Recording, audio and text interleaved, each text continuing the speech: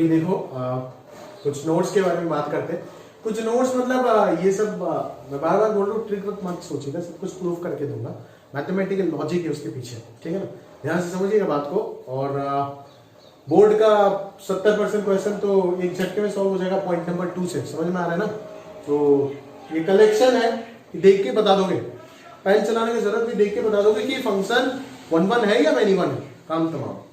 कुछ fx1 fx2 नहीं करना है, देख के बता देना, समझ में आ रहा है ना। वो कुछ ही ऐसे क्वेश्चंस हो सकते हैं, सारे ऐसे पॉसिबल नहीं है। जो है वो बता रहे, जो है वो बता रहे, क्यों नहीं बताएंगे। अगर उसमें से गिर गया क्वेश्चन तो आपका समय बच जाएगा ना, और समय बचाना कितना इफेक्टिव होता है वो तो आप आईटी के एग्जाम में जब बैठोगे तब पता चलेगा। समझ आ रहा है मेरी बात।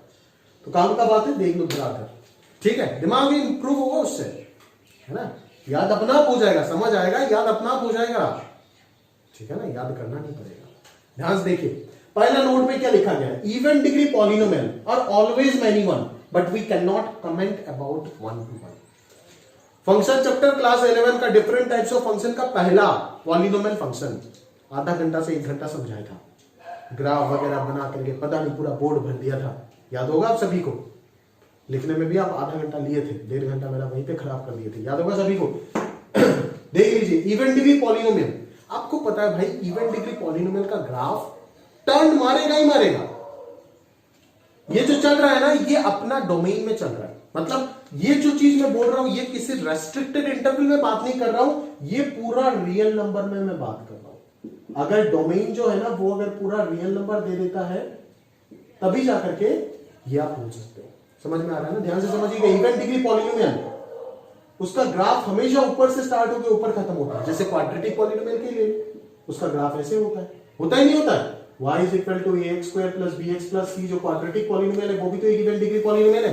बाई क्वाड्रेटिक ले लो तो बाई क्वाड्रेटिक का टर्निंग भी हो सकता है, नहीं भी हो सकता है, कट मार भी सकता है, नहीं, ये सारे के सारे आप देख सकते हो। पूरा रियल नंबर में टर्न जरूर करेगा, और पूरा रियल नंबर में अगर टर्न कर रहा है तो हॉरिजॉन्टल लाइन खींचा, एक से ज्यादा पॉइंट ऑफ इंटरसेक्शन मिल गया। अगर मिल गया तो क्या बोलेंगे, मल्टीपल इनपुट से एक आउटपुट। ये देखो ना, मल्टीपल एक्स से आपको क्या मिल रहा है, एक आउटपुट मिल रहा है, तो वो क्या है, मैनी टू वन फंक्शन का पहचान है। इसीलिए इवन डिग्री पॉलिनोमियल ओवरऑल पूरा रियल नंबर में हमेशा क्या होगा, मैनी टू वन होगा। पूरा रियल नंबर बोल रहे हैं इसीलिए क्योंकि अगर किसी ने मेरे को उल्लू बनाने के लिए -इंफिनिटी से यहां तक पूछ लिया तब तो मुझे होशियारी दिखाना पड़ेगा और मुझे बोलना पड़ेगा कि ये इस इंटरवल में मैनी टू वन नहीं है। तो उल्लू की तरह रटिएगा मां, ध्यान से समझिए कि पूरा रियल सिस्टम में बात कर रहे हैं। अगर इंटरवल को रेस्ट्रिक्ट कर दिया तो वो 1 1 बन भी सकता है, नहीं आ रहा है। ऑड डिग्री पॉलिनोमियल बोलता है कैन नॉट कमेंट। क्यों भाई कमेंट नहीं कर सकते, क्यों, क्योंकि इसीलिए क्यों, ऑड डिग्री पॉलिनोमियल या तो सिर्फ इंक्रीजिंग भी हो सकता है, याद होगा आपको क्यूबिक पॉलिनोमियल ग्राफ बनाया था। अगर एक रियल रूट होता है तो पूरा इंक्रीज मार के जाएगा एक जगह पे कट करके। अगर 3 रियल रूट होता है तो कुछ इस प्रकार से ग्राफ था। तो अगर ये होता है तब तो इंक्रीजिंग 1 1 होगा, अगर ये होता है तो इंक्रीज होकर के डिक्रीज भी हो रहा है तो ये मैनी वन हो जाएगा। इसीलिए हम कमेंट नहीं कर सकते क्योंकि उस पॉलिनोमियल का रियल रूट के बारे में हमें कोई पता नहीं है। समझ आ रहा है मेरी बात, क्लियर है सर। तो ऑड डिग्री पॉलिनोमियल का एक्सप्रेशन देख के बोलना पड़ेगा कि क्वेश्चन क्या है, कौन सा ऑड डिग्री पॉलिनोमियल बता रहे हो, दिखाओ। उस ऑड डिग्री पॉलिनोमियल का कहानी ये है, 1 रियल रूट वाला है या फिर एक से ज्यादा रियल रूट वाला है। अगर एक से ज्यादा रियल रूट वाला होता है तो क्या होगा, तो इंक्रीज होकर के डिक्रीज भी हो रहा है तो ये क्या हो जाएगा, मैनी टू वन हो जाएगा, सिंपल सा लॉजिक है। और अगर एक रियल रूट है तो 1 to 1 होगा। ये एक रियल रूट, एक से ज्यादा रियल रूट, ये सब पता कहां पे चलेगा sir, application of derivative differential calculus में पता चलेगा। समझ में आ रहा है ना, उस जगह पे अपन फंक्शन का सारे हिस्ट्री को तोड़ मोड़ के रख देंगे। समझ में आया ना, एप्लीकेशन का बात कर रहा हूं, एप्लीकेशन। तो ये हो गया आपका पहला नोट जो आप अच्छे से समझ गए होंगे, हमको जहां तक लग रहा है। उसके बाद समय नहीं है भाई, जल्दी जल्दी इरेज हो जा। उसके बाद अगर मैं बात करूं सेकंड पार्ट का, क्या बोला गया है आपको, देखिए मैं बार बार बोल रहा हूं ये चीज कहां पे है, पूरा रियल नंबर सिस्टम में बात कर रहा हूं। जब डोमेन पूरा रियल है तभी, अगर डोमेन को इंटरवल को रेस्ट्रिक्ट कर देते हो f colon set A to B, A is the domain, इस चीज को अगर रेस्ट्रिक्ट कर देते हो तो ये भी चेंज हो सकता है, ये भी चेंज हो सकता है, आप समझ सकते हो, ठीक है ना, उतना समझदार आप हो, ये सोच के ही अपन पढ़ा रहे हैं आपको, ठीक है। दूसरा नोट ध्यान से, every linear by linear is 1 1। NCERT का 70% सवाल खत्म इसी नोट पे, चेक ही नहीं करना, डायरेक्ट बता देंगे, बट गलत मत समझिएगा, करके देंगे कि किस प्रकार से बोर्ड में आपको आंसर लिखना है, सब कुछ करा के दूंगा यार, बट जो समझाने का कोशिश कर रहा हूं जेई के लिए है, जेई पे देखोगे लीनियर बाय लीनियर ठक करके आंसर लगा दोगे कि 1 to 1 है, समझ आ रहा है मेरी बात, ध्यान से, क्यों 1 to 1 है, लीनियर बाय लीनियर मतलब linear polynomial bye linear polynomial, उस टाइप का अगर कोई रैशनल एक्सप्रेशन मिल गया तो उसको अपन क्या बोलेंगे, 1 to 1 बोलेंगे। क्यों, मैं आपको जस्टिफाई करके देता हूं, देखो मान लिया जनरल चीज है, प्रूफ करके दे रहा हूं, उससे तो आपका एनसीईआरटी खोल के देखिएगा सारे लीनियर बाय लीनियर का क्वेश्चन सॉल्व हो जाएगा।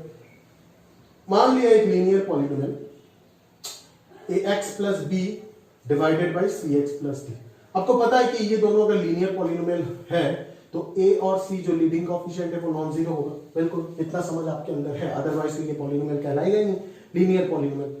तो अगर 1 to 1 फंक्शन इसको मुझे प्रूफ करना है तो मैं क्या बोलूंगा कि सबसे पहले लेट मान लूंगा, लेट, ठीक है, मान लो मेरा जो डोमेन मैंने दिया वो क्या दिया मान लो मैंने डोमेन दिया r minus D by C, क्यों, क्योंकि sorry r minus minus D by C, क्यों, क्योंकि माइनस डी बाई सी पे डिनोमिनेटर जीरो हो जाएगा और फंक्शन अनडिफाइंड हो जाएगा, तो ये उसका डोमेन में इंक्लूड नहीं होगा, और इससे कोई भी सेट बी मान रहा हूं कॉलम में, ठीक है।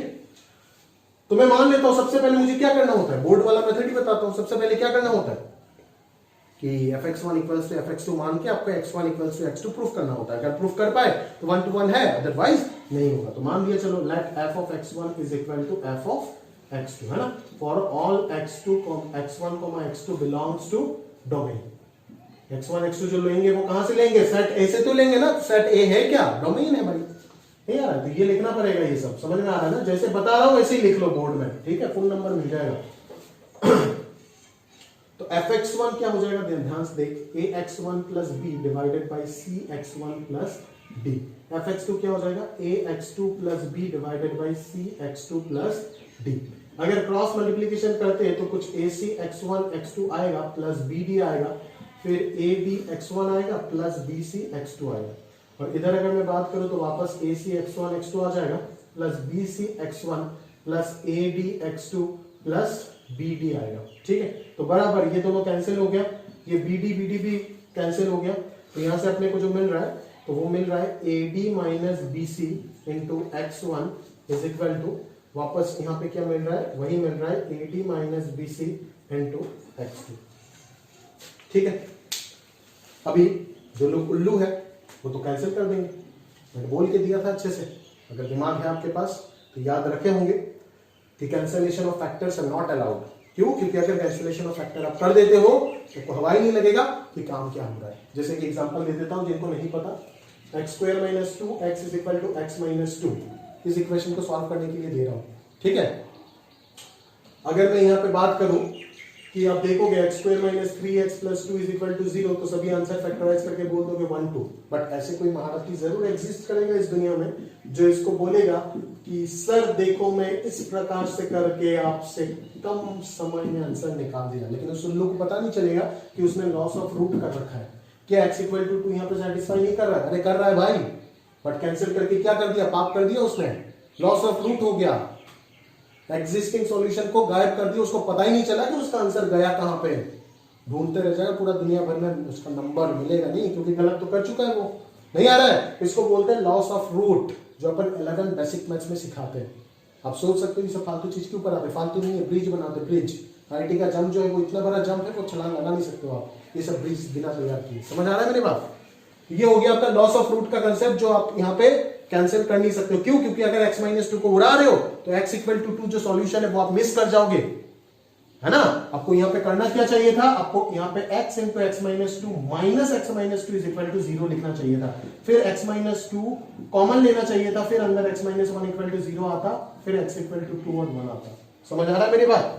तो ये हो गया आपका लॉस ऑफ रूट का कहानी। अगर ये आ रहा है तो आप 11 का बेसिक मैथ्स का लेक्चर देख लीजिएगा, उसमें आपको और इन डिटेल में बता दिया जाएगा। तो यहां से अपन कैंसिल नहीं करेंगे, अगर मान लो कैंसिल कर भी दिया तो अपन क्या लिखेंगे, x1 इक्वल्स टू x2 मिलेगा, बट हमें यहां पे लिखना पड़ेगा वेयर जो हमने कैंसिल किया वो डेफिनेटली क्या होगा, नॉन जीरो होगा। क्यों, मैं आपको बताता हूं, चलो और एक्सप्लेन ही कर देंगे।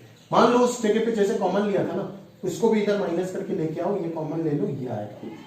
अभी अगर मैं इसको जीरो नहीं बोल रहा हूं, but product of two factor is zero, तो इसको तो जीरो होना पड़ेगा ना। तो x1 इक्वल टू x2 अगर लिखते हो तो साइड में आप AD minus BC not equal to zero लिख देना। समझ में आया मेरी बात, क्लियर है, पक्का सर? चलो, तो अभी आपको x1 इक्वल टू x2 यहां पे मिल गया। आप बोलोगे sir AD minus BC not equal to zero आपको कहां से पता चला? देखो कितना कंसेप्चुअल चीज है, यहां पे समझने की कोशिश करो। इस चीज को बिना बोले ना, अगर कोशिश करता ना आपको उल्लू बनाने का, तो यहाँ पे कैंसिल करके x1 इक्वल टू x2 लिख देता, आप कुछ नहीं बोलते। मुझे 11 में भी नहीं पढ़ा था, कैंसिल करके बता देता x1 इक्वल टू x2, क्या फर्क पड़ता है? बाकी सारे जगह पे तो आप ऐसे ही करते हो, बट यहाँ पे कैंसिल करेंगे तो काम लाल हो जाएगा अच्छे से। आप अच्छे से पता है आपको कि यहाँ पे समझना जरूरी है भाई इस चीज को कि AD माइनस BC क्यों नॉन जीरो है। क्योंकि ध्यान से देखो, अगर AD माइनस BC इक्वल हो गया तो A बाई बी और C बाई डी भी इक्वल हो जाएगा। आता ही नहीं आता है? इस एक्सप्रेशन को ध्यान से देखो, यहां से B कॉमन ले रहा हूं, तो यहां पे क्या आ जाएगा, A by B into X plus one आ जाएगा। ठीक है, यहां से मैं D कॉमन ले रहा हूं तो क्या आ जाएगा, C by D into X plus one आ जाएगा। अभी अगर A बाई बी और C बाई डी अगर इक्वल हो जाता है तब तो ये दोनों चीज कैंसिल हो जाएगा ना, और ये लीनियर बाई लीनियर तो बचेगा ही नहीं। बचेगा क्या लीनियर बाई लीनियर? नहीं बचेगा भाई। तो A बाई बी और C बाई डी अगर इक्वल हो गया तब तो ये लीनियर बाई लीनियर एक्सप्रेशन होगा ही नहीं। हम बात क्यों कर रहे हैं ये सब? इसीलिए A बाई बी और C बाई डी इक्वल नहीं हो सकता है। और अगर A बाई बी और C बाई डी इक्वल नहीं हो सकता है मतलब AD और BC भी इक्वल नहीं हो सकता है, मतलब AD माइनस BC भी नॉन जीरो होगा। और अगर AD minus BC non zero होगा तो किसी ना किसी को तो जिम्मेदारी लेना ही होगा ना, क्योंकि product of them must be zero. Therefore x1 minus x2 equal to जीरो, और x1 इक्वल टू आपको क्या मिल गया, x2 मिल गया भाई। fx1 इक्वल टू fx2 आपने कंसीडर करके क्या निकाल दिया, x1 इक्वल टू x2 निकाल दिया, जो क्या है, एक 1 to 1 फंक्शन का पहचान है। अभी यहाँ पे मैं ABCD के जगह पे कुछ भी अनाप शनाप वैल्यूज पुट करके 10-10 क्वेश्चन बना सकता हूं, जो कि आपको एनसीईआरटी में मिल जाएगा। हम वो काम नहीं करेंगे, शीट में आपको 2-3 सवाल मिल जाएगा, उस प्रकार से आप कर लीजिएगा। हम करा के देंगे अगले क्लास में, कुछ चिंता मत करो। ठीक है, तो ये चीज आप समझ गए होंगे, हमको जहां तक पता है। अगला note, quadratic by quadratic with no common factor. बोले सर क्वाड्रेटिक बाय क्वाड्रेटिक को भी क्या ऐसे कर सकता हूं? हाँ बिल्कुल ऐसे कर, fx1 इक्वल टू fx2 मानो, बट आप देखोगे कि x1 इक्वल्स टू x2 तक आप नहीं पहुंच पा रहे। मतलब क्या ये मैनिमल है? यहां पे विद नो कॉमन फैक्टर का मतलब क्या है? क्योंकि अगर ये क्वाड्रेटिक मान लो ax plus b into p x plus q में मैंने एक्सप्रेस कर दिया, और इस क्वाड्रेटिक को cx plus D into p x plus Q, दो लीनियर का प्रोडक्ट होगा ना, विद कॉमन फैक्टर अगर हो गया, अगर विद कॉमन फैक्टर हो गया मतलब दोनों में एक फैक्टर कॉमन है, तब तो ये कैंसिल हो जाएगा और ये लीनियर बाय लीनियर बन जाएगा, जो कि 1-1 है। तब तो ये मैनिमल बचेगा ही नहीं ना। समझ आ रहा है? इसीलिए बोला गया कि quadratic by quadratic with no common factor is always minimal. देखो ये सारे वो कहानी है जो अपन बहुत मेहनत से ढूंढ ढूंढ के निकालते हैं आप लोग के लिए। ये तो पता है, आपको भी पता है, समय दिया जाएगा तो आप भी निकाल देंगे और हम भी निकाल सकते हैं। बट पढ़ाने का मतलब क्या है? पढ़ाने का मतलब बस एक ही है कि अगर एग्जाम में डायरेक्ट दिख जाए तो समय आपका बचे, और वो समय एक अच्छा सवाल में आप लगा पाओ जो एक झटके में हो सकता था, उसमें ना लगाओ। क्या पता कोई बच्चा यहाँ पे किसी जगह पे किसी दुनिया में पढ़ रहा होगा और ये चीज उसको पढ़ा दिया गया, तो वो उस क्वेश्चन को 1 सेकंड में करके निकल जाएगा, वो आपके कहीं रैंक आगे चला जाएगा। उस चीज को ना होने के लिए ये पढ़ना है। समझ में आ रहा है ना? अदरवाइज प्रूफ वगैरह सब कुछ करके दिया, प्रॉपर जस्टिफिकेशन दिया, रटना नहीं है, चीजों को तरीके से समझना है। तरीके से समझोगे तो आज मैं 3 चीज बता रहा हूं, कल 30 चीज नया पॉइंट्स आप खुद निकाल के मुझे बोलोगे, और वही होगा आपका सीखना, वही आपका सिलेक्शन दिलाएगा, वही आपको बोर्ड्स में 100 में 100 दिलाएगा। खैर बोर्ड में 100 में 100 के लिए दूसरा चीज करना, ठीक। चलो ये समझ आ गया आपको? उम्मीद करता हूं ये समझ गए होंगे। चलो खैर दूसरी चीज पे हम बात करते हैं फटाफट। ये नोट आपको प्रॉपर्ली समझ में आ गया होगा, है? अच्छा चौथा नोट एक और मैं लगा देता हूं, एक और मैं लगाता हूं, चौथा नोट एक और नोट में लगा देता हूं, चिंता मत करो।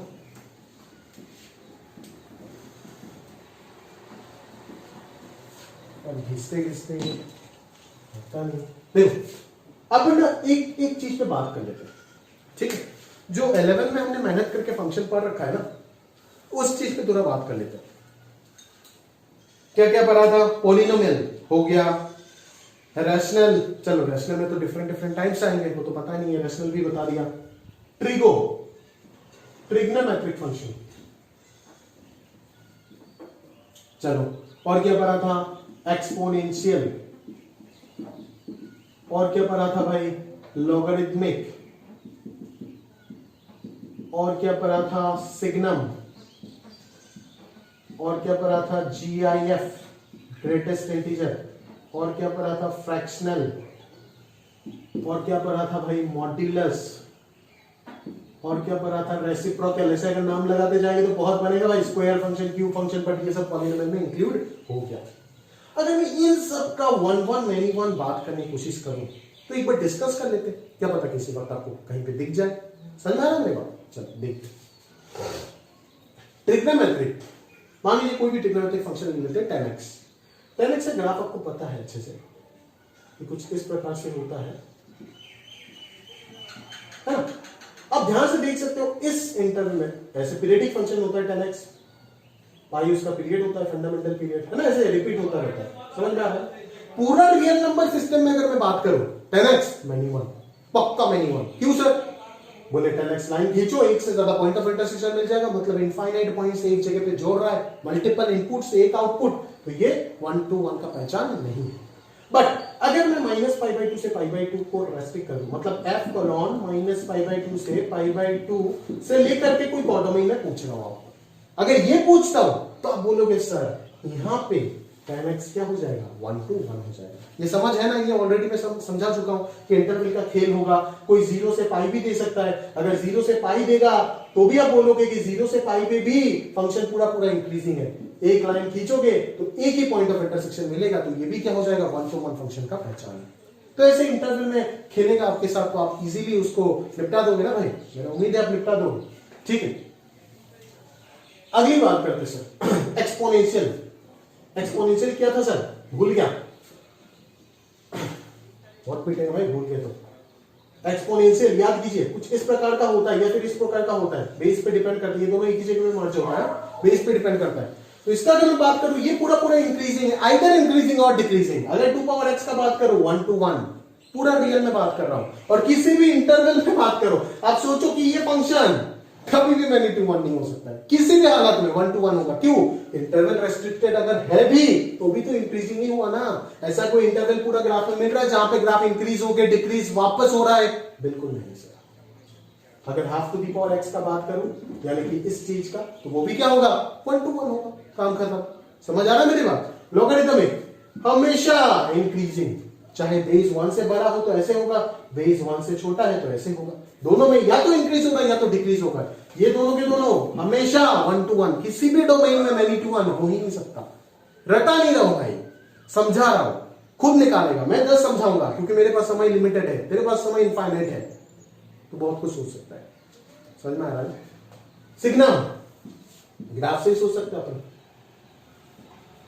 मल्टीपल इनपुट में 2 3 4 5 कोई भी पॉजिटिव वैल्यू रख दो, आंसर क्या आता है? 1। मतलब मल्टीपल इनपुट से आउटपुट एक ही, क्या होगा?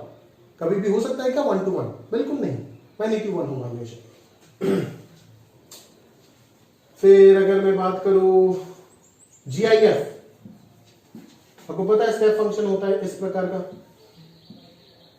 है ना? देखो ये सब इंटरवल में अगर पूछ दिया तब तो ये मैनी टू 1 होगा, और किसी भी इंटरवल में पूछा तो भी मैनी टू 1 होगा, क्योंकि मल्टीपल इनपुट से एक आउटपुट आप देख सकते हो। 2.2 2.3 2.4 सब कुछ रख दो, आंसर क्या आएगा? 2 ही आएगा। ठीक है ना? ये भी क्या? हमेशा मैनी 1, हमेशा मैनी 1। फ्रैक्शनल डिपेंड करेगा कि किस इंटरवल में पूछ रहे हो। ठीक है, अगर पूरा रियल नंबर में पूछ दो तब तो मैनी टू 1। समझ में आया ना? कितना इंटरसेक्शन मिला देख लो आप। ठीक है, बट सिर्फ अगर 0 से 1 या तो 1 से 2 या तो 1 से 3, 2 से 3 या तो 3 से 4 इस जगह पे पूछ देता हूं तो क्या बन जाएगा? ये 1 to 1 बनेगा। समझ आ रहा है मेरी बात? क्लियर है? तो इस प्रकार से ना मल्टीपल चॉइस क्वेश्चन एक बार बनाया था एक टेस्ट में, कि ये पूछा था मैंने कि यूनिट लेंथ का इंटरवल में फ्रैक्शन पार्ट फंक्शन क्या बोलो 1 to 1 होगा? बच्चे बोले हाँ होगा, लेकिन उसने ध्यान नहीं दिया कि यूनिट लेंथ मैंने बोला कि उसने फटाफट इस चीज को सोच लिया। बट ये भी तो हो सकता है ना भाई 0.5 से 1.5, वो भी तो यूनिट लेंथ का इंटरवल है। उसमें तो वापस फंक्शन इंक्रीज भी हो रहा है डिक्रीज भी हो रहा है, उस चीज को वापस कंफ्यूज किया। बट उस वक्त कुछ बच्चे फंस गए, कुछ नहीं फंसे। क्यों? क्योंकि इस जगह पे भी वो क्या होगा, 1 to 1 होगा ना। क्योंकि आप ध्यान से अगर देखोगे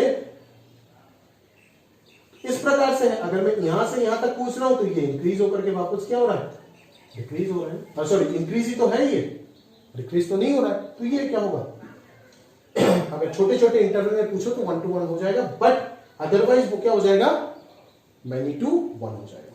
समझ आ रहा है मेरी बात? तो अगर मैं उसके बाद अगर मैं आपके साथ बात करूं, मॉड्यूलस, मॉड्यूलस आपको पता है v जैसा कर्व होता है ना।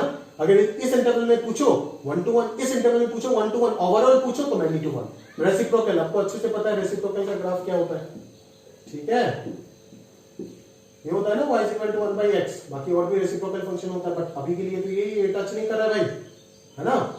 इंफिनिटी को देखते देखते मर जाता है एक दिन जाकर के, कहां पे मरता है हमको नहीं पता, ठीक है। बट इस इंटरवल में बात करें तो भी ये 1 to 1, इस इंटरवल में बात करें तो भी ये 1 to 1, और ओवरऑल अगर बात करें तो भी ये 1 to 1। क्यों? क्योंकि ये फंक्शन पूरा पूरा क्या हो रहा है, डिक्रीज हो रहा है। ये फंक्शन पूरा पूरा क्या हो रहा है, यहां से यहां तक भी डिक्रीज हो रहा है, इसके बाद भी डिक्रीज ही हो रहा है। समझ में आया? क्लियर है ना मेरे बात? तो ये क्या हो गया आपका 1 to 1 हो गया। चेक कर सकते हो मोनोटोनिसिटी से। इसको अगर आप 11 का डेरिवेटिव याद है तो क्वोशिएंट रूल लगा, तो इसका डिवाइड बाय डीएक्स निकालो ना। Denominator square, denominator into derivative of numerator, 1 का डेरिवेटिव 0 होता है, minus numerator into derivative of denominator कितना होगा, x का डेरिवेटिव 1 होगा, माइनस 1/x²। आपको पता है x² हमेशा एक पॉजिटिव क्वांटिटी होता है, तो माइनस 1/x² हमेशा लेस देन 0 होगा। अगर ये dy by dx less than 0 है तो ग्राफ हमेशा क्या होगा, डिक्रीजिंग होगा। फंक्शन डिक्रीजिंग है, और देख रहे हो कि इसका ग्राफ भी क्या होता है, डिक्रीजिंग होता है, मतलब फंक्शन क्या होगा 1 to 1। उम्मीद करता हूं कि जितना बात किया ओवरऑल 1 to 1 और मैनी टू 1 में, वो मोर देन इनफ है।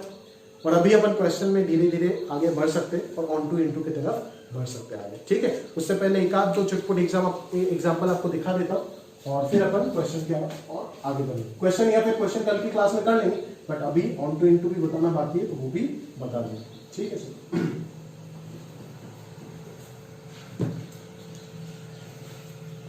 कुछ सवाल एग्जाम्पल देखता हूँ, छोटा मोटा कुछ एग्जाम्पल है हमारे पास, एग्जाम्पल के हिसाब से लिख देना नोट्स में।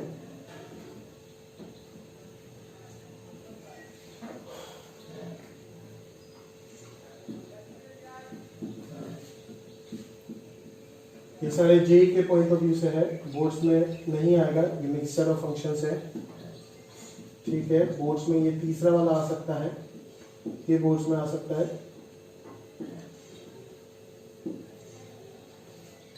कर लीजिएगा इसको बोर्ड्स वाले मेथड से, और ये हो जाएगा x² प्लस lnx।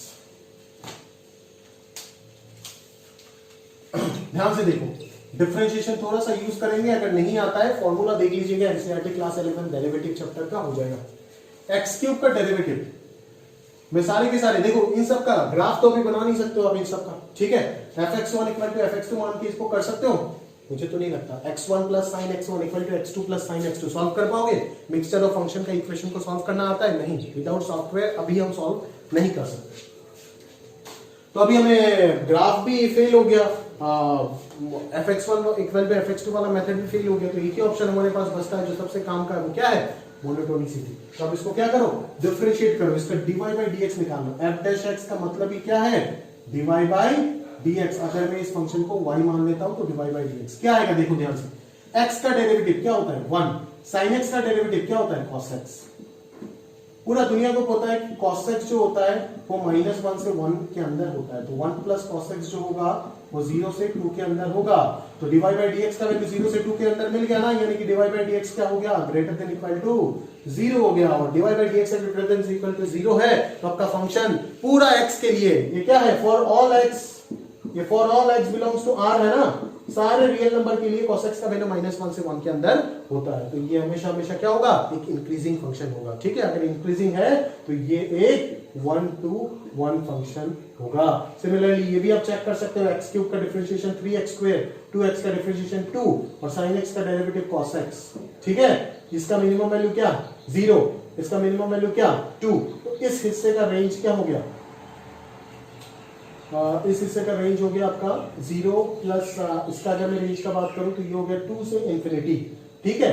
और इस हिस्से का अगर मैं हमेशा आपको मना करके रखा हूं कि इंटरवल और इंटरवल को एडिशन सब्ट्रैक्शन मत करो, बट यहां पे अगर मैं देखूं, ऑब्जर्व कर सकता हूं कि वर्स्ट सिचुएशन क्या हो सकता है, वर्स्ट सिचुएशन, क्योंकि अभी इसका रेंज निकालना मैं सिखा नहीं पाऊंगा आपको, ये कैलकुलस में सीखोगे आप, बट अभी अगर वर्स्ट सिचुएशन याद करूं तो इसका रेंज हो गया पूरा पूरा 0 से इंफिनिटी प्लस 2 यानी कि 2 से इंफिनिटी, और इसका रेंज हो गया -1 से 1। ऐसा कोई x हो सकता है क्या जिसके लिए ये -1 हो जाए और ये 2 हो जाए? हो सकता है क्या? सोच के देखो एक बार, शायद ही होगा, ठीक है। बट वर्स्ट सिचुएशन क्या हो सकता है? ये कम से कम -1 और ये ज्यादा कम से कम क्या होगा 2 -1 मिलकर के क्या होगा 1। बट किसी भी हालत में 1 से नीचे तो जा ही नहीं सकता है, 1 से नीचे तो किसी भी हालत में जा ही नहीं सकता ना। एग्जैक्ट मैं ये नहीं बोल रहा हूं कि इसका रेंज, इसका मिनिमम वैल्यू 1 होगा, मैं ये बोल रहा हूं, ये आइडिया लगा रहा हूं बस कि ये फंक्शन तो 1 से नीचे कभी जा ही नहीं सकता है ना। मैं ये नहीं बोल रहा हूं कि इसका रेंज 1 से स्टार्ट होगा, नहीं, मेरा गलत मतलब मत निकालो बात का। मैं ये बोल रहा हूं, मैं बस जज कर रहा हूं कि ये तो 1 से नीचे जा ही नहीं सकता ना। अगर ये 1 के नीचे नहीं जा सकता तो क्या होगा? क्या होगा भाई? अगर ये 1 के नीचे नहीं जा सकता तो इसका डेरिवेटिव जो आ रहा है वो हमेशा क्या है? पॉजिटिव है। डेरिवेटिव पॉजिटिव है, फंक्शन इंक्रीजिंग है। अगर फंक्शन इंक्रीजिंग है तो ये फंक्शन क्या कहलाएगा? 1 to 1 फंक्शन कहलाएगा। समझ आ रहा है मेरी बात? इस चीज को भी आप चेक कर सकते हो, ठीक है ना। इसको अगर मैं देखो, इसको अगर मैं डिफरेंशिएट करूं तो x स्क्वायर का डेरिवेटिव हो जाएगा 2x और log x का डेरिवेटिव होता है 1/x। अगर डेरिवेटिव नहीं आता है ना, फॉर्मूला देख लेना, हो जाएगा। बट आगे हम MOT chapter method of differentiation में इन डिटेल में सारे चीज स्टडी करेंगे। समझ में आ रहा है ना? अभी बस याद कर लो, फॉर्मूला याद कर लो, अभी हो जाएगा। तो f डैश x जो मिला dy/dx, f डैश x वो क्या मिला? ये मिला ना। बोले सर ये तो हम कैसे पता चलेगा कि ये 1 to 1 है या फिर many to 1 है? सिंपल सा चीज, एलसीएम लो, 2x² + 1/x आएगा। आ रहा है बात? देख, ऊपर वाला तो हमेशा पॉजिटिव है, बट नीचे वाला तो लफड़ा कर रहा है। नीचे वाला बोल रहा है कि मैं ग्रेटर देन 0 तभी होऊंगा जब x ग्रेटर देन 0 होगा, और मैं लेस देन 0 तभी होऊंगा जब x लेस देन 0 होगा। तो यहां पे कंक्लूजन क्या मिला कि x अगर यानी कि इंटरवल अगर 0 से इंफिनिटी है तो फंक्शन इंक्रीजिंग, मतलब 1 1। फंक्शन अगर डोमेन अगर इंटरवल अगर -इंफिनिटी से 0 है तो भी function decreasing, derivative less than 0 decreasing, मतलब क्या? 1 to 1। बट अगर ओवरऑल रियल नंबर लाइन में आप पूछ रहे हो तो नेगेटिव वाले इंटरवल में फंक्शन डिक्रीज हो रहा है और फिर पॉजिटिव वाले इंटरवल में फंक्शन इंक्रीज हो रहा है। तो अगर इंक्रीज होकर के डिक्रीज हो जाता है तो पूरा रियल नंबर में ये क्या हो जाएगा? मैनी 1 हो जाएगा। पूरा रियल नंबर सिस्टम में ये क्या हो जाएगा? अगर इसका डोमेन में f कॉलन r से b लिखता हूं तो ये क्या होगा? Many to 1। But positive interval 0 से इंफिनिटी या -इंफिनिटी से 0 में ये क्या रहेगा? 1 to 1 फंक्शन कहलाएगा। समझ आ रहा है ना? तो इस प्रकार से आप सारे चीज चेक कर सकते हो इस तरीके से, है ना। ये भी है आपके पास एक फंक्शन, ठीक है ना। इस चीज को भी आप चेक कर पाओगे, इस चीज को भी आप कर पाओगे। बताते कैसे करोगे।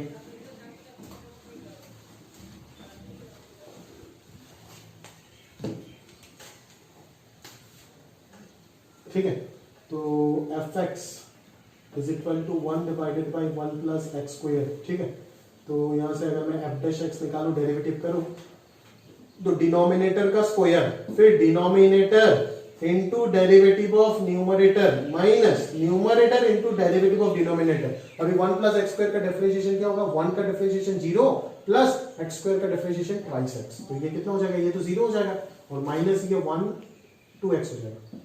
ठीक है, तो यहाँ पे भी वही नंबर आपको दिख रहा है ना। नीचे वाला तो होल स्क्वायर है, हमेशा पॉजिटिव, और ऊपर वाला जब ये ग्रेटर देन 0 कब होगा? जब x लेस देन 0 होगा, और ये लेस देन 0 कब होगा? जब x ग्रेटर देन 0 होगा, क्योंकि आगे एक माइनस है। ये भी उसके तरह ही काम कर रहा है।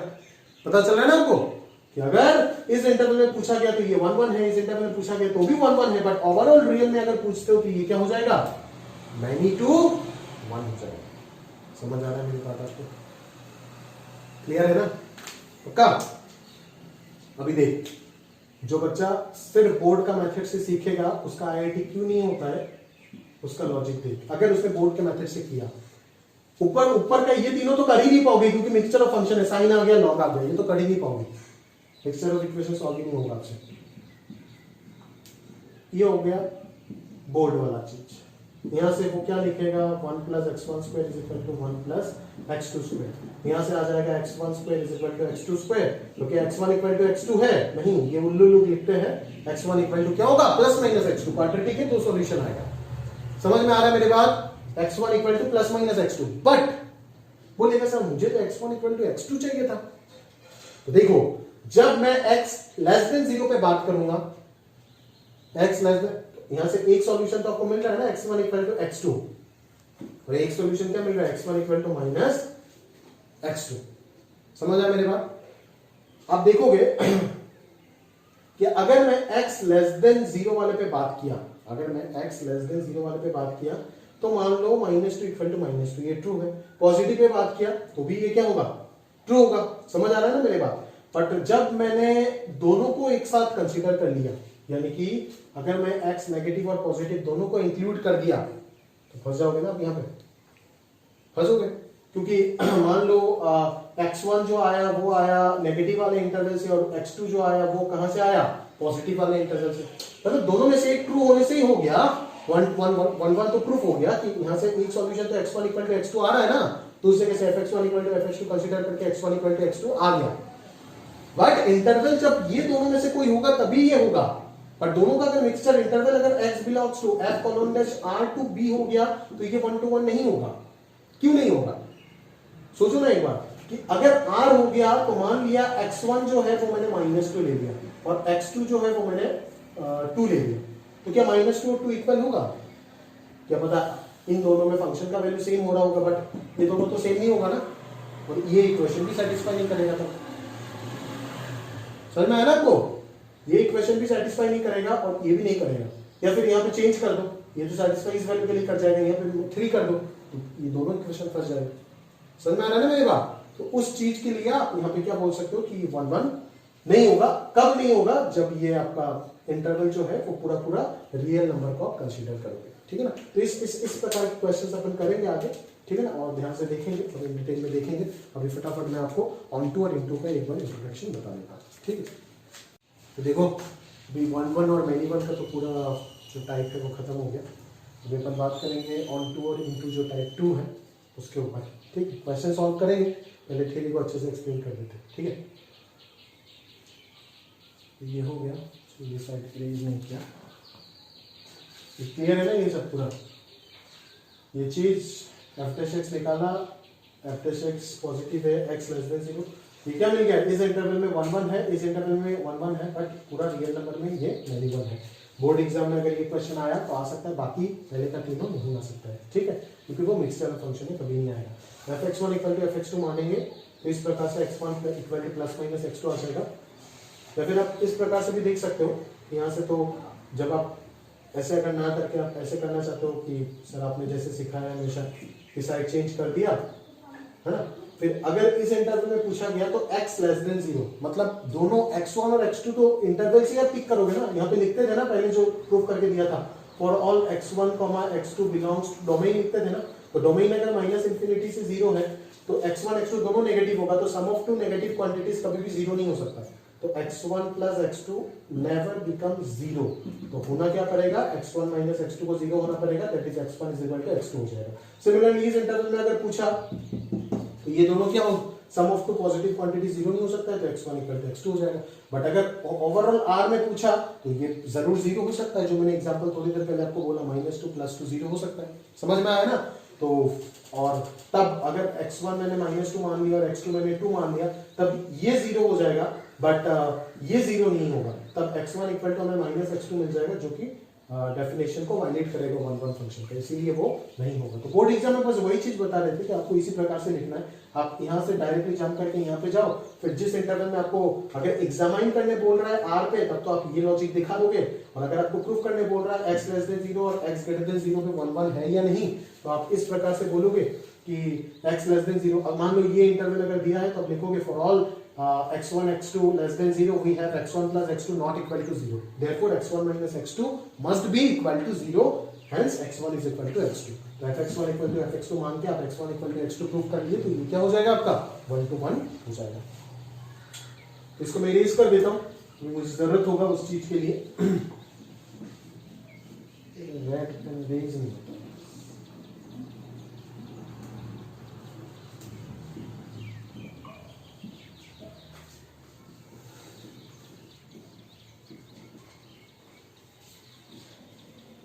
देखो ऑनटू और इनटू फंक्शंस, ठीक है। ऑनटू फंक्शंस का मतलब क्या है? ऑनटू फंक्शंस मतलब ना कि रेंज जो होगा एक फंक्शन का वो कोडोमेन के बराबर होगा। अभी रेंज और कोडोमेन मैंने डिफरेंशिएशन अच्छे से मैंने आपको कराया था कि आउटपुट जो सेकंड बी सेट होता है ना, उस बी सेट में अगर कोई ऐसा एलिमेंट मिल रहा है जिसका कोई प्री इमेज आपको नहीं मिल रहा, जिसका कोई प्री इमेज आपको नहीं मिल रहा, ठीक है ना, तब उसको हम बोलेंगे कि ये रेंज में इंक्लूड नहीं है। बट बाकी जिन जिनका प्री इमेज है वो सारे रेंज में इंक्लूड होगा, जिसका प्री इमेज नहीं है वो रेंज में इंक्लूड नहीं होगा। तो ये हो जाता है फंक्शन का रेंज। और ये जो एक्स्ट्रा जिसका कोई प्री इमेज नहीं मिलता है बट स्टिल बी सेट में बचा रहता है, तो वो क्या हो जाता है? वेस्ट हो जाता है ना। और उस चीज को मतलब रेंज और इस चीज को सम करके जो ओवरऑल बी का एलिमेंट है उसको अपन कोडोमेन बोलते हैं, और ये हो जाता है आपका रेंज। तो रेंज और कोडोमेन जब इक्वल हो जाता है तब उस फंक्शन को अपन इनटू ऑनटू बोलते हैं, और रेंज और कोडोमेन जब इक्वल नहीं होता है तब उसको हम क्या बोलते हैं? इनटू फंक्शन बोलते हैं। समझ में आया ना मेरी बात? तो सीधा सीधा मतलब है कि ऑनटू फंक्शन है तो कोई वेस्ट यहां पे नहीं बचेगा, और अगर इनटू फंक्शन है तो वेस्ट यहां पे बचा रहेगा। समझ में आया ना? तो आप ध्यान से देख सकते हो यहां पे कि क्या लिखा मैंने कि f colon a to b एक फंक्शन है। Every element of set b has at least one pre-image in set A, has at least one pre-image in, हर एक एलिमेंट B सेट का एक pre-image होना ही पड़ेगा, तब जाकर के फंक्शन ऑनटू कहलाएगा। और उसी का मतलब है कि रेंज और कोडोमेन फंक्शन का बराबर, अगर हर एलिमेंट का प्री-इमेज हो गया तब तो कोई वेस्ट बचेगा ही नहीं, मतलब फंक्शन क्या हो जाएगा? ऑनटू हो जाएगा, और उसका रेंज और कोडोमेन क्या हो जाएगा? बराबर। The function which are not one to one are into functions. ठीक है बात? अभी जो एग्जांपल लिया चेक कर लो, यहाँ पे हर एक एलिमेंट का प्री इमेज आपको मिल रहा है, ये फंक्शन तो है ही है, अब चेक कर लो डेफिनेशन, और हर एक एलिमेंट का मिल रहा है प्री इमेज, तो ये क्या हो गया? ऑन टू बी हो गया। और ये फंक्शन है हर एक एलिमेंट का, ये देखो इसका कोई प्री इमेज नहीं मिल रहा है, मतलब वेस्ट बच गया, मतलब रेंज इतना है बट कोडोमेन ये पूरा है, तो ये क्या नहीं होगा? ऑन टू नहीं होगा, ये हो जाएगा एक इनटू फंक्शन। समझ गए मेरी बात? क्लियर है? दूसरी बात, कैसे हम चेक करेंगे कि एक फंक्शन, जैसे पहले मेथड बताया था ना, कैसे अभी हम चेक करेंगे कि एक फंक्शन ऑन टू है या फिर इनटू है। देखो मेरा सिंपल सा कहने का मतलब है कि जेई पे हम कुछ ये सब नहीं सोचेंगे, डायरेक्टली सोचेंगे कि रेंज इक्वल टू कोडोमेन है या नहीं, है ना।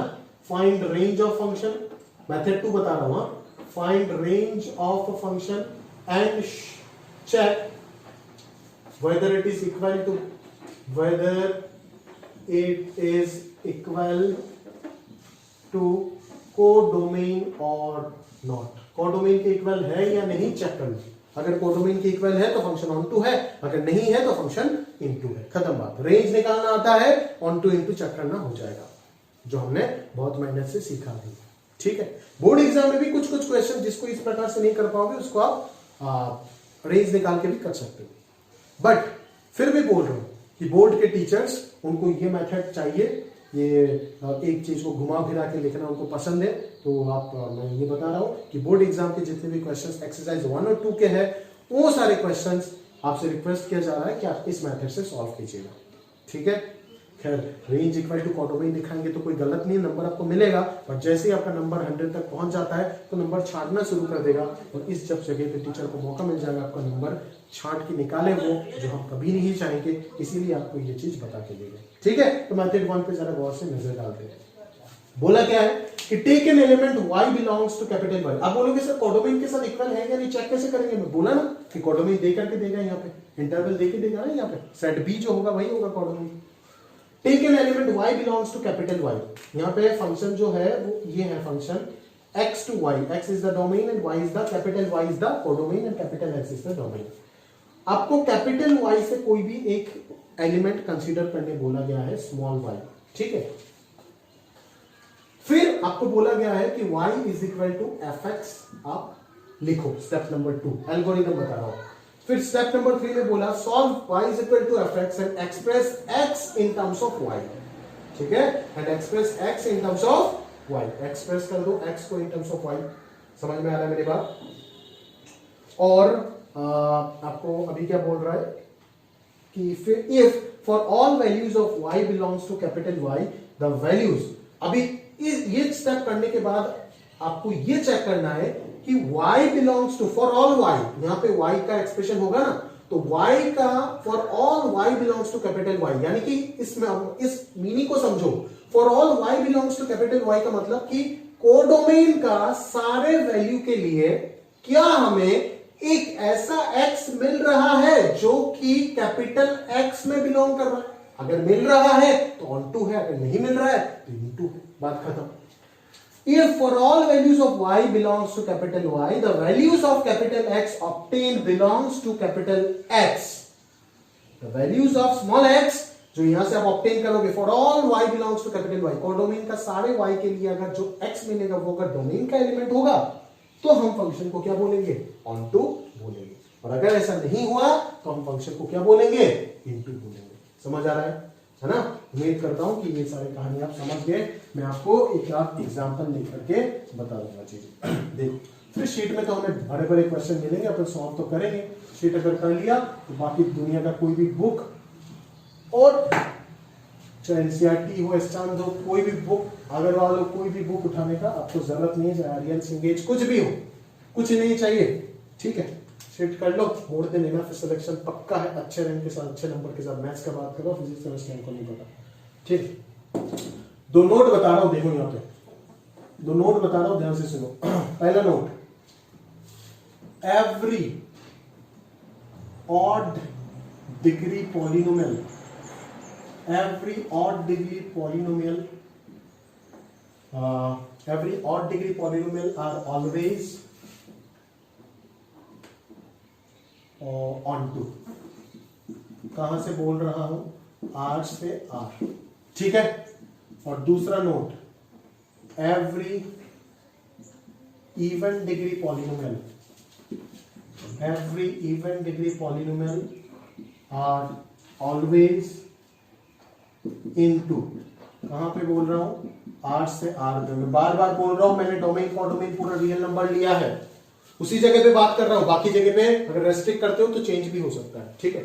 अब सोचो ऑड डिग्री पॉलिनोमियल, मैंने रेंज पढ़ा के दिया था, बहुत मेहनत किया था उधर, आज के लिए मेहनत किया था, फालतू नहीं किया था। समझ में आ रहा है ना कि ऑड डिग्री पॉलिनोमियल का रेंज में मैंने आपको अच्छे से एक्सप्लेन किया था, वो किसी भी हालत में ऑड डिग्री पॉलिनोमियल का रेंज हमेशा रियल नंबर होगा। क्यूबिक हो, बाइक्वाड पेंटिक पॉलिनोमियल हो, 7 डिग्री हो और 9 डिग्री हो, कोई भी ऑड डिग्री पॉलिनोमियल अगर हो जाए तो उसका रेंज हमेशा रियल नंबर होता है।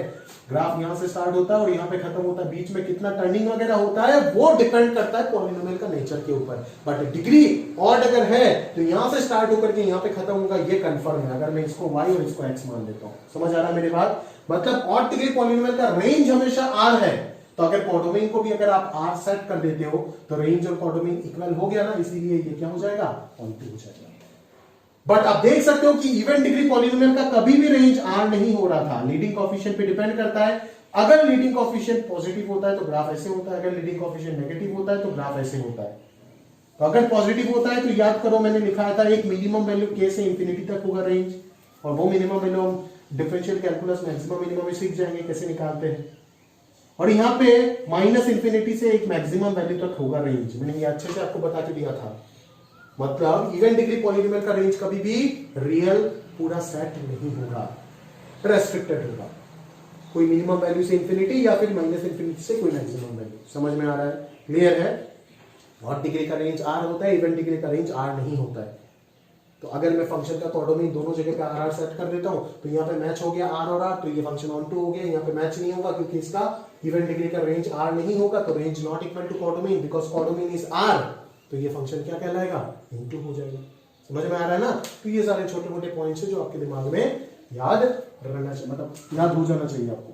समझ में आया ना? और 3 नंबर में ये बोल देते हैं कि एक नाम आपको एक और मिलेगा, ऑनटू या फिर इनटू में ब्रैकेट में लिख देना ना। ऑनटू फंक्शन को हम क्या बोलते हैं, भूल गया यार। ऑनटू फंक्शन को बोलते हैं सर्जेक्टिव फंक्शन। क्या बोलते हैं ऑनटू को?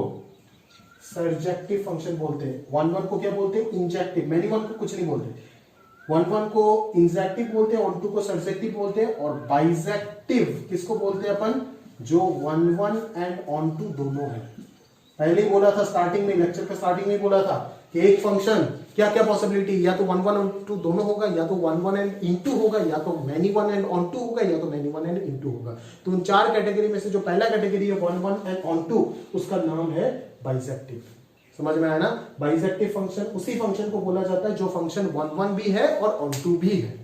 समझ आता है मेरी बात? क्लियर है सर? है ना? आपको ये प्रूव करने के लिए दिया जा सकता है बोर्ड एग्जाम में बहुत time, you show that the function is bijective. करेंगे सारे क्वेश्चंस अपन करेंगे, चिंता मत करिए। ठीक है, तो ये कहानी क्लियर हो गया आपको, है ना? ये कहानी बहुत बेहतर तरीके से आपको क्लियर हो गया होगा। अभी मैं ऑन टू फंक्शन को बोर्ड एग्जाम और जे दोनों मेथड से किस प्रकार से प्रूव करते हैं, मैं एक बार आपको एक एग्जांपल लेकर के दिखाने का कोशिश करता हूं। रुको। तो अगर अपन देखें ऑन टू फंक्शन एक क्वेश्चन अगर बनाऊं, पहले वाला एग्जांपल ही ले लेता हूं। 1/1 प्लस एक्स स्क्वायर ना, तो एफ कॉलन डैश डोमेन को सेट कर देता हूं। डोमेन तो इसका आर ही होगा और मान लो 1 प्लस एक्स स्क्वायर 1 से इंफिनिटी 0 से 1, ठीक है, हाँ 0 से 1, 0 से हाँ इंफिनिटी अगर 1 पे ओपन आएगा, 1 प्लस एक्स स्क्वायर 1, हाँ 1 पे क्लोज आएगा और 0 पे ओपन हो जाएगा, ठीक है ना? तो अब देख सकते हो, हाँ ये क्वेश्चन, ये आपको चेक करना है कि ये ऑन टू है या नहीं। चेक वेदर द फंक्शन, ये तो चेक कर लिया 1 1 तो है ही, चेक कर लिया था ना, सॉरी आर पे तो ये 1 1 नहीं था, याद है ना आपको? आर पे तो ये 1 1 नहीं था ना, आर प्लस पे 1 1 था और आर माइनस पे 1 1 था, अभी बोला, बट पूरा आर पे ये 1 1 नहीं है, 1 1 नहीं 1 पे तो बात हो गया। Check whether the function is onto और इन टू, ठीक है? सॉल्यूशन पे फोकस करते, देखो सिंपल सा फंक्शन है, यानी क्या बोला, रेंज निकालना आता है, काम तमाम, समझ में आ रहा है ना? 1/1 प्लस एक्स स्क्वायर, ठीक है? तो इसका एक्स स्क्वायर का रेंज तो पता है तेरे को, 0 से इंफिनिटी होगा, नॉन नेगेटिव क्वांटिटी है, तो 1 प्लस एलिमेंट को इंटरवल के साथ ऑपरेट किया जा सकता है, तो 1 प्लस 0 1, 1 प्लस इंफिनिटी इंफिनिटी, और ये एक्सप्रेशन मिनिमम कब होगा, जब डिनोमिनेटर मैक्सिमम होगा। डिनोमिनेटर मैक्सिमम कितना, इंफिनिटी, तो 1/इंफिनिटी 0, और ये एक्सप्रेशन मैक्सिमम होगा जब डिनोमिनेटर मिनिमम होगा, तो डिनोमिनेटर मिनिमम 1, तो 1/1 1, यहाँ पे क्लोज था तो यहाँ पे क्लोज आ गया, यहाँ पे ओपन है तो यहाँ पे ओपन हो गया, है ना? तो इसका रेंज क्या आ गया, कोडोमेन के इक्वल आ गया ना, आ गया, तो ये फंक्शन क्या कहलाएगा, ऑन टू कहलाएगा। बट अगर मैं इसको चेंज कर देता हूं तो ये फंक्शन इनटू हो जाएगा। समझ रहे हो मेरी बात? क्लियर है? अभी अगर मैं बोर्ड एग्जाम का जो मेथड आपको मैंने बोला, उस मेथड से अगर इसको करने का कोशिश करो, खैर बोर्ड में आप इस प्रकार से भी करके दिखा सकते हो, कोई इशू नहीं है। 1 1 मैनी 1 में रेस्ट्रिक्ट है कि आपको fx1 fx2 से करना ही होगा, बट ऑन टू में आप ये भी कर सकते हो, अच्छे से लिख के एक्सप्लेन करके कर सकते हो, बट फिर भी एक मेथड मैंने बताया तो एल्गोरिथम्स मैंने यूज करके आपको दिखा देता हूँ। सबसे पहले स्टेप आपको क्या लिखा गया, y बिलोंग्स टू y आपको कंसिडर करना है, तो आप क्या मान लोगे, let y belongs to y, यहाँ पे क्या है 0 से 1, be any element such that y is equal to क्या हो जाएगा आपका fx। स्टेप 2 देखो, such that y is equal to fx, इस प्रकार से लिखोगे। तो fx आपका क्या है, 1/1 प्लस एक्स स्क्वायर है, यहाँ से आपको x निकालना है, तो 1 प्लस एक्स स्क्वायर का वैल्यू 1/y हो गया, तो x स्क्वायर का वैल्यू हो गया 1/y माइनस 1, यानी कि आ गया x square is equal to 1 minus y/y, तो x का वैल्यू आ जाएगा plus minus under root of 1 minus y/y। समझ में आया मेरी बात? ठीक है। अभी यहाँ पे डोमेन आप देख सकते हो रियल है ना? तो आप यहाँ पे डायरेक्टली क्या लिख सकते हो इस जगह पे, फॉर x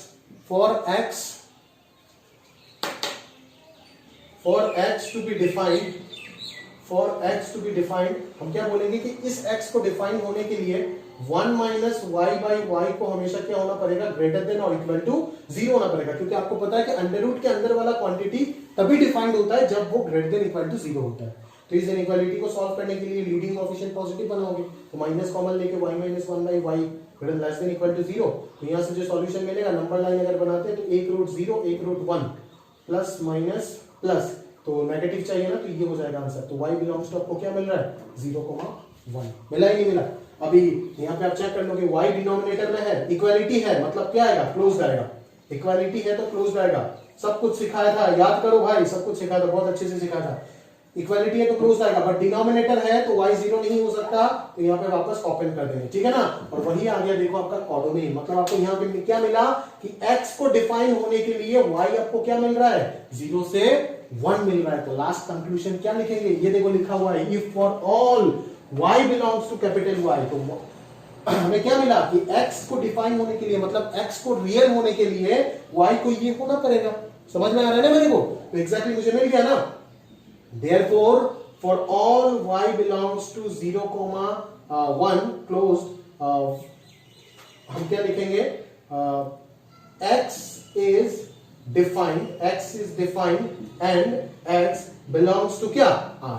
तो क्या मिल गया, for all y belongs to y, the values of x obtained belongs to capital X, मिल गया। x defined है मतलब रियल है, तो therefore कंक्लूजन क्या दोगे, फंक्शन इज ऑनटू। हो गया ना काम। तो इस प्रकार से आप बोर्ड एग्जाम में क्वेश्चन को सॉल्व करोगे अच्छे से लिख के, ये भी कर सकते हो आप, ठीक है ना। 4 मार्क का क्वेश्चन आता है, 2 मार्क 1 मैनी 1 में होता है और 2 मार्क ऑन टू इनटू में होता है, ठीक है। तो इस प्रकार से मैंने आपको बता दिया एक आध क्वेश्चन, है ना। और बाकी तो शीट में जितने भी क्वेश्चन है सब आप और हम मिल करके अच्छे से सॉल्व करेंगे, इसमें तो कोई दिक्कत है ही नहीं, ठीक है। तो अभी मैं आपको ये मैंने बता दिया आपको अच्छे से, ठीक है ना। आप देख सकते हो इस प्रकार से पूरा लिखोगे, कंफर्म 100 में 100। इस क्वेश्चन में तो 4 में 4 आपको हरा नहीं सकता है कोई, कंफर्म है। समझ में आया ना, तो इसी प्रकार से आपको लिखना है। और अगर इस प्रकार से कंफ्यूजन हो जाता है तो पहले तो मैंने आपको सिखा के दिया, रेंज निकालना आता है, तो रेंज निकालना आता है तो फंक्शन पहले चेक कर लोगे, 1 to इनटू है ही नहीं, इस प्रकार से भी कर सकते हो। या फिर अगर इसी से करना है तो पहले आप एक बार चेक कर लो, 1 to इनटू है नहीं, अगर है तो आप अच्छे से कॉन्फिडेंट होकर के लिख पाएंगे। समझ में आ रहा है ना मेरी बात, तो इजीली आप कर सकते हो, है ना। अभी आज का लेक्चर भाई यहीं पे खत्म करूंगा, कुछ होमवर्क देके, ठीक है ना, क्योंकि काफी टाइम हो चुका है। बाकी और 11th 9th 10th सभी का लेक्चर बनाना है, हालत ऐसे खराब है, तो आप कर लीजिएगा अच्छे से अपना काम, है ना। प्रॉपर्ली वीडियो को देख लीजिएगा, डाउट वगैरह अगर होता है तो कोई भी बच्चा हो, हर दिन मेरा शाम का पहले होमवर्क देता हूँ फिर बोल देता हूँ, पहले होमवर्क देता हूँ इनका, तो आप क्वेश्चन लिख लेना, डिक्टेट कर रहा हूँ। क्लासिफिकेशन ऑफ फंक्शन का जो सेकंड पार्ट है, यानी कि नंबर ऑफ एलिमेंट्स कैलकुलेट करना, एक फंक्शन से एक सेट और दो सेट मैंने दे दिया। अभी ए सेट से बी सेट में कितने फंक्शंस होंगे, कितने 1 फंक्शंस होंगे, कितने 1 2 फंक्शंस होंगे, कितने इनटू फंक्शंस होंगे, कितने मैनी 1 फंक्शंस होंगे। नंबर ऑफ फंक्शन कैलकुलेट करने में आईआईटी बहुत स्ट्रेस देता है। 2018 में एक क्वेश्चन पूछा है, 2000 में एक क्वेश्चन पूछा है, दो बार आईआईटी जेईई का हिस्ट्री में आ चुका है ये सवाल, मतलब तो काफी इंपॉर्टेंट है सर, ठीक है। तो वो अपन नेक्स्ट क्लास में कवर करेंगे, और वो काफी इंपॉर्टेंट और तगड़ा कंसेप्ट है। ऑन टू फंक्शन कैलकुलेट करने का जो मेथड है ना, उसमें परमुटेशन कॉम्बिनेशन को आप बहुत अच्छे से यूज करना होगा, प्रिंसिपल ऑफ इंक्लूजन और एक्सक्लूजन को। तो पीएनसी एक बार रिवाइज कर लेना, मैं बार बार बता रहा हूँ, पीएनसी आप देख लीजिएगा, बेसिक पीएनसी आता है, हो जाएगा, और इंक्लूजन एक्सक्लूजन प्रिंसिपल एक बार देख लीजिएगा, जो पढ़ा के रखा है आपको, है ना, वो अगर देख लेंगे तो आप अच्छे से कल का लेक्चर समझ जाएंगे, ठीक है सर।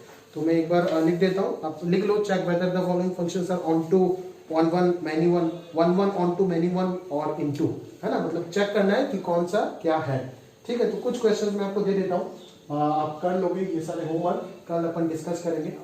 पहला क्वेश्चन, f(x = 1/1 + x², यहाँ पे डोमेन दे रखा है ये और रेंज दे रखा है ये, ठीक है। दूसरा f(x = 2x + sin x), है ना, r से लेकर के r तक। तीसरा f(x = 2x + 1), इसके अंदर में बहुत सारे पार्ट है। एक बार मैंने दिया नेचुरल से नेचुरल, दूसरे बार मैंने दिया रियल से रियल, तीसरे बार मैंने दिया q से q, चौथे बार मैंने दिया नेचुरल से q, फिफ्थ पार्ट में मैंने दिया रियल से क्यू। चेक करोगे ये सारे पार्ट के लिए इस क्वेश्चन का 1 मैनी 1 ऑन टू इनटू, ठीक है। एक आध क्वेश्चन और देते हैं, देखो भाई, क्वाड्रेटिक बाय क्वाड्रेटिक रेंज निकालना सिखाया था, गड़बड़ करोगे तो काम नहीं चलेगा। मैं बार बार आपको सजेस्ट कर रहा हूँ, अभी इनिशियल स्टेज है, आपके पास समय भी है, तो आप आराम से दोनों तरीके से करोगे, है ना। जेई के लिए भी इसको बना के रखोगे कि जेई पे आएगा तो कैसे एकदम कम समय में इसको निपटा दोगे, समझ में आ रहा है ना। और बोर्ड एग्जाम में अगर आएगा तो कैसे सॉल्यूशन लिखोगे, जैसे मैंने दोनों तरीके से किया, आप भी दोनों तरीके से करोगे, वो आपका रिस्पॉन्सिबिलिटी है, ठीक है। एक और क्वेश्चन देखता हूँ, 5 मान लीजिए, f(x = x³ + x² + 3x + sin x, f (r) से r, ठीक है। और ये लो एक आध क्वेश्चन, 6 क्वेश्चन कर लीजिएगा, अपन कल डिस्कस करेंगे। जो डाउट है टेलीग्राम ग्रुप जो है उसमें पोस्ट कर दीजिएगा, सर आपको सॉल्यूशन बता देंगे। और वीडियो पे अगर कोई डाउट है या फिर शीट का अगर कोई भी क्वेश्चन है, बार बार बोल रहा हूँ, वीडियो में अगर कोई डाउट है तो पर्सनली मुझे फोन करके पूछ लो, बेहतर है। ठीक है, कोई भी बच्चा हो, चाहे पढ़ रहे हो नहीं पढ़ रहे हो, कला में कोई भी है, फोन कर सकते हो। ये मेरा नंबर है, फोन करने में घबराहट नहीं होना चाहिए। ठीक है, व्हाट्सएप भी इसी नंबर पे है, आप पूछ सकते हो इजीली। ठीक है, शाम को 6 बजे से 8 बजे तक, बस टाइम का ध्यान रखिएगा। ठीक है, 6 से 8 डाउट ट्रेनिंग है हर दिन। ठीक है, जब तक लॉकडाउन कंटिन्यू है। दूसरी बात कि शीट का जो होमवर्क है ना, जितना होमवर्क है वो अगर जैसे ज्यादा क्वेश्चन है, 6, 7, 8, 10 क्वेश्चन में होमवर्क है तो टेलीग्राम ग्रुप में पोस्ट कर दीजिएगा। शीट का जो शीट मिलेगा ना 1-2 दिन में, तो शीट का जो क्वेश्चन या फिर ये 6 क्वेश्चन है, अगर कुछ समझ नहीं आ रहा है तो ग्रुप में पोस्ट कर दीजिएगा टेलीग्राम ग्रुप में। अपन सॉल्यूशन तुरंत सॉल्व करके आपको भेज देंगे उधर, खत्म बात। सॉल्यूशन देखने के बाद भी अगर डाउट बचा रहता है तो फोन करके पूछ लीजिए, निपटा देंगे डाउट। समझ में आ गया ना? तो उम्मीद करता हूं तो ये क्लासिफिकेशन और फंक्शन का जो फर्स्ट पार्ट है वो आपने अच्छे से समझ गए होंगे। और पता नहीं मैं आपको समझा पाया या फिर नहीं, लेकिन दिल से कोशिश किया समझाने का। और अगर डाउट वगैरह है तो हमसे डिस्कस जरूर कीजिए, और अगर नहीं है तब तो बल्ले बल्ले पढ़ते रहिए और पुराना चीज रिविजन करते रहिए, है ना? तो गुड बाय सर, आज के लिए यहीं तक।